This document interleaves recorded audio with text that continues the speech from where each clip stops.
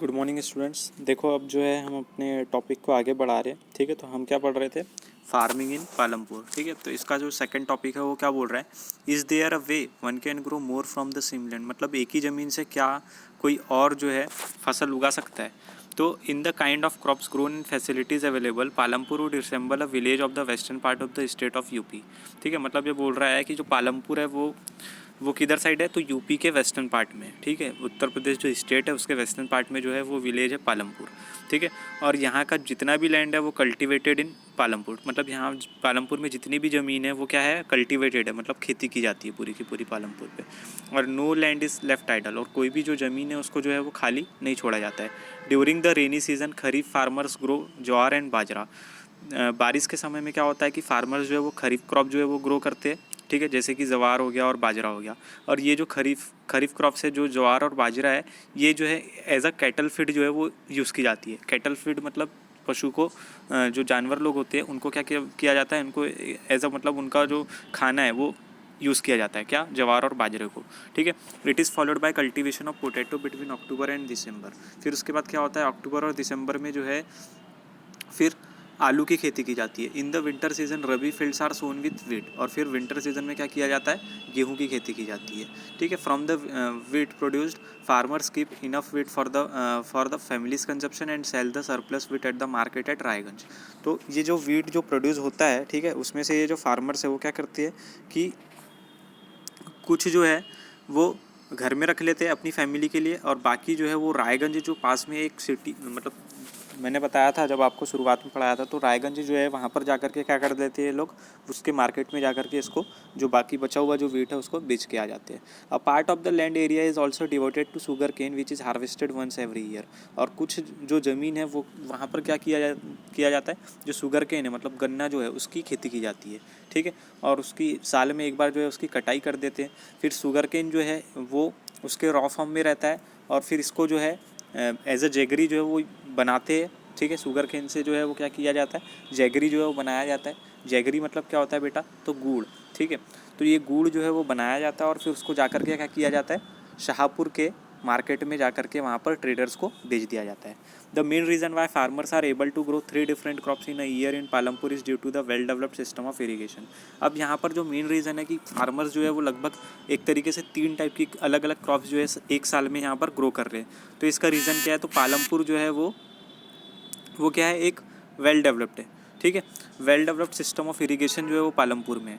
Electricity जो है केम early to Palampur. Electricity भी जो है वो बहुत साल पहले जो है पालमपुर में आ चुकी थी, बोल रहा है। Its major impact first to transform the system of irrigation. और ये इलेक्ट्रिसिटी का जो मेजर इम्पैक्ट है वो क्या है कि वो इरिगेशन के सिस्टम को ट्रांसफॉर्म कर रहा है। ठीक है, बदल रहा है। Persian wheels for till then used by farmers to draw water from the wells and irrigate small fields. फिर उसके बाद जो फार्मर्स है वो वाटर और वेल्स और दूसरी जो इस छोटी छोटी फील्ड्स है उसको यूज़ कर रहे हैं इरीगेट करने के लिए। ठीक है, people saw that the electric run tube wells could irrigate much larger areas of land more effectively. और लोगों ने ये देखा कि जो इलेक्ट्रिक से चलने वाले जो ट्यूबवेल्स हैं, ठीक है, वो क्या करते हैं कि ज़्यादातर जो मतलब लैंड का जो ज़्यादा एरिया है वो अफेक्टिवली जो है उसको इरीगेट कर देते हैं।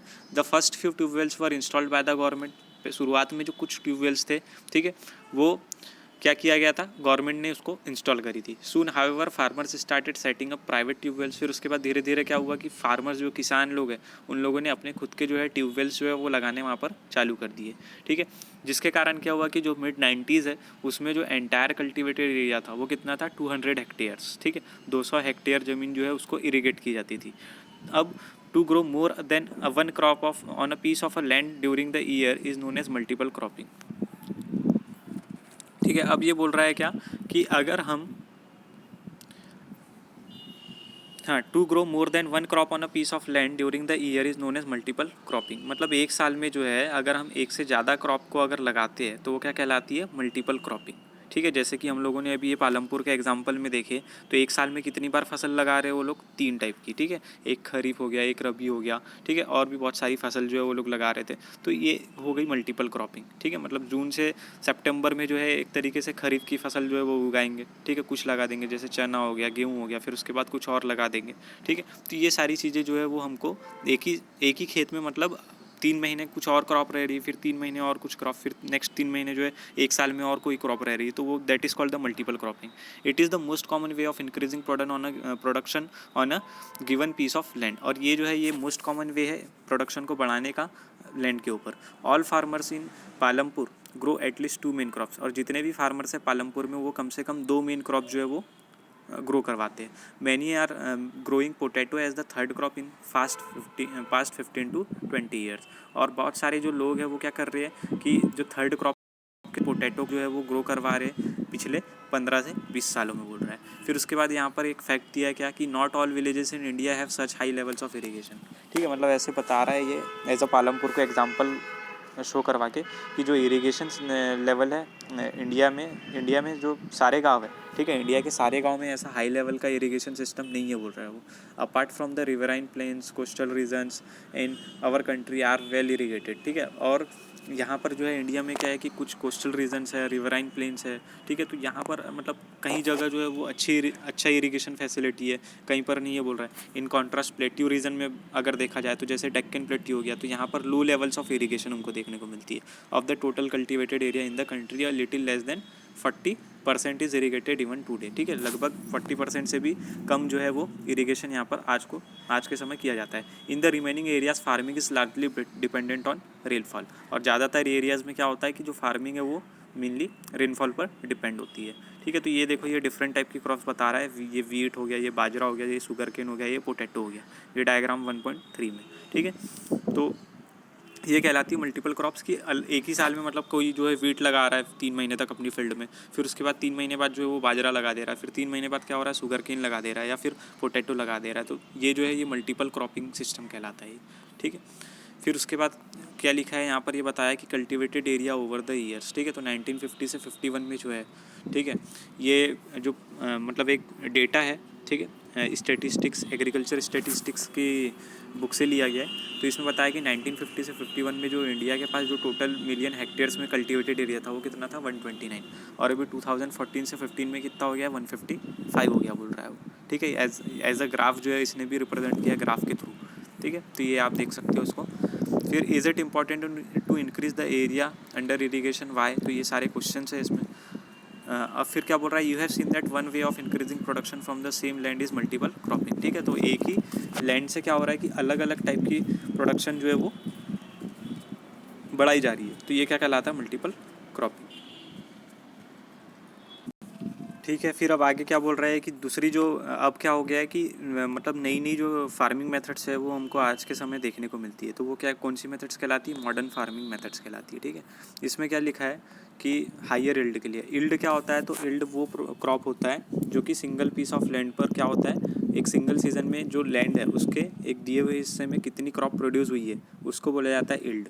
ठीक है, तो till the mid 1960s the seed used in cultivation were traditional ones with relatively low yields. ठीक है, मतलब 1960s के तरफ अगर हम देखें तो जो सीड यूज़ किए जाते थे, जो बीजे यूज़ किए जाते थे कल्टीवेशन के लिए, वो कैसे होते थे, थोड़ी लो इल्ड वाले थे. ठीक है, मतलब उनको ज़्यादा जो है वो ज़्यादा इरीगेशन जो है उनको लगता नहीं था. ट्रेडिशनल सीड्स जो है वो needed less irrigation. Farmers use cow dung. ठीक है, जो फार्मर्स है वो काउडंग यूज़ करते थे. ठीक है, और दूसरे जो नेचुरल मैन्यूर है जैसे फर्टिलाइजर्स हो गया, तो ये सब सारी चीज़ें जो है वो यूज़ करते थे. All this were readily available with the farmers who did not have to buy them. ठीक है, तो ये मतलब ईजिली जो है ये फार्मर्स को अवेलेबल हो जाता था ये काउडंग वगैरह. ठीक है, ऐसा ना, तो इसके लिए फार्मर्स को खर्चा नहीं करना पड़ता था. ठीक है, फार्मर्स जो है इसको बाय नहीं करते थे. फिर उसके बाद क्या होता है, ग्रीन रिवॉल्यूशन आता है. ठीक है, रिवॉल्यूशन मतलब एक तरीके से क्रांति.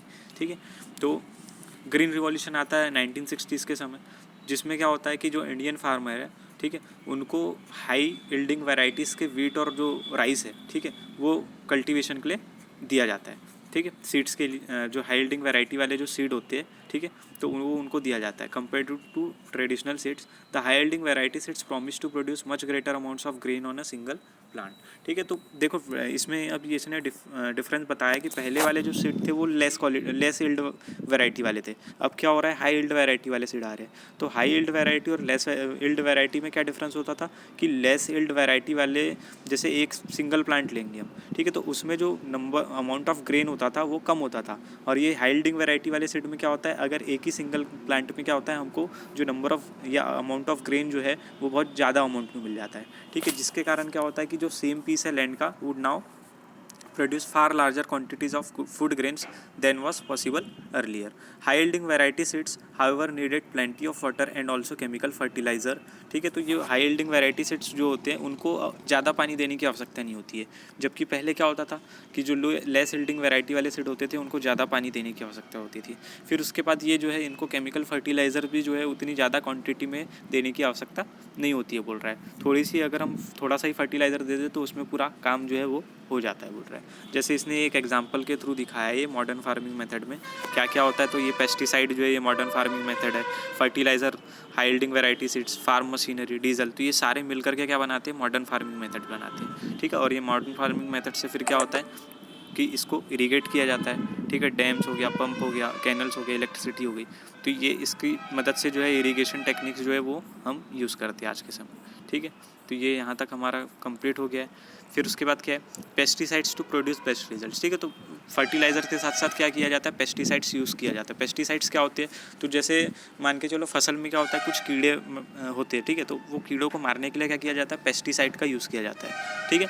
Higher yields were possible only from a combination of high yielding variety seeds, ठीक है। जो हाइयर अगर हमको इल्ड चाहिए तो वो हमको किससे मिलेगी, सिर्फ हाइयर यील्डिंग वैरायटी वाले सीड से ही मिलेगी। इरिगेशन, केमिकल फर्टिलाइज़र, पेस्टिसाइड्स, ये सब अगर हम इनका कॉम्बिनेशन यूज़ करें तो हमको क्या मिलेगा कि जो हाइयर यील्ड्स है वो हमको प्राप्त होगी। फार्मर्स जो है पंजाब, हरियाणा और वेस्टर्न यूपी के were the first to try out the modern farming method in India. और जो फार्मर्स है पंजाब, हरियाणा और यूपी के, ठीक है, ये पहले थे जिन्होंने क्या किया था, मॉडर्न फार्मिंग मेथड जो है वो इंडिया में ट्राई किया था, ठीक है। तो ये सारी चीज़ें। फिर उसके बाद the farmers in this regions set up tubewells for irrigation, जो फार्मर्स थे इस रीजन में उन लोगों ने किया था ट्यूबवेल्स इरीगेशन के लिए जमाया था, ठीक है। And main use of high yielding variety seeds, chemical fertiliser, pesticides in farming, तो ये सारी चीज़ें जो है इन लोगों ने पहले यूज़ करी थी। Some of them bought farm machinery, कुछ ने इनमें से जो है कुछ मशीनरी जो है लाए थे, जैसे कि ट्रैक्टर्स हो गया, थ्रेशर्स हो गया, ठीक है।